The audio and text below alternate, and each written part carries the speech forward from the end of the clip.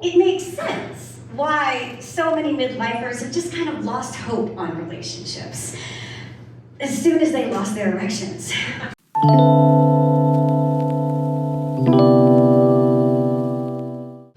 We have 2 comics left for you guys. I know you still have energy. I know you still want to clap like you know the person.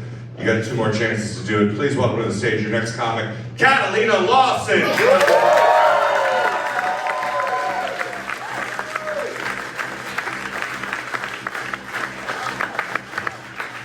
Hi guys, I'm Dr. Catalina, the intimacy doc. I'm a psychologist who specializes in sex and relationships. So, yes, as you can imagine, I think about, talk about, and have sex on the reg. So, buckle up. That was your trigger warning. Safe word for the evening is pineapple.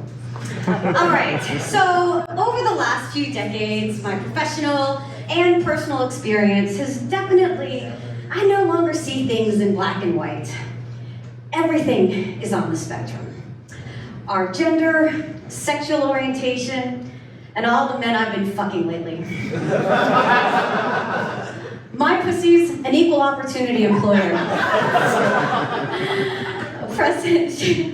Breaking down oppressive isms, 1 fuck at a time. So, having been raised to have an anxious attachment style, dating men who are more direct and maybe not as attuned to social skills has actually been quite pivotal to me securing how I connect with others. After sex, I want to cuddle, so one dude started doing his taxes. In the past, I feel all insecure and rejected. Fuck that. No, now I feel taken care of, emotionally and fiscally. One morning, I sent a text, an I miss you text, and I got a reply back, what are you talking about? I just saw you 33 hours and 12 minutes ago. Again, in the past, I'd be like, dude, what the fuck? All upset. That morning, I was like, shit, I'm gonna be late for my dentist appointment in 18 minutes. So, every orgasm, my pussy's getting more secure and punctual. I'm just a few fucks away from being CEO of a Swiss bank. A lot of people ask me, what's my type? Particularly some of my clients, which can sometimes be a little awkward. But other than being neurospicy and or married, I don't really have a type. Seriously, my pussy's like hop, skipped, and rode bodies all over the world from all over the world. She's climbed the gorgeous but kind of too quiet and boring Alps of the Swiss. She's added some vinegar to the bland chips of a Brit, swallowed the sweet mint tea of a Moroccan, and gone down under a few Aussies, and brought peace to the Middle East when I bedded a Bedouin in his cave in Petra. But no Canadians. Won't fuck Canadians. They're just too nice. I can't trust that.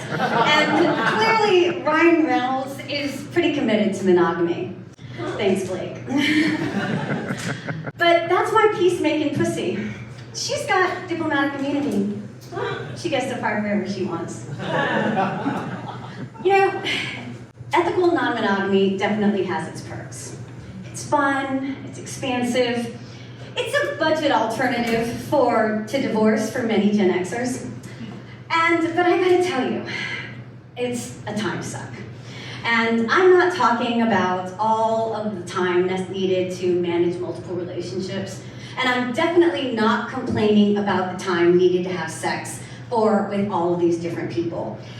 There's always time for sex. If there's anything you leave here tonight, it's remembering that there is always time for sex. Say it with me. There's always time for sex. Nice.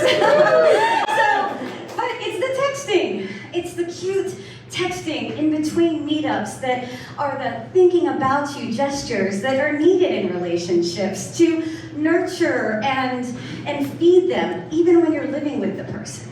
And again, it's nice, it's cute, I get it's a necessity, but let's just be honest. After a few days, it just becomes another message you don't want to open in your inbox and you definitely don't want to respond to. So I'm somebody who really values my time. I literally charge for it. So lately, I've been considering reverting back to monogamy.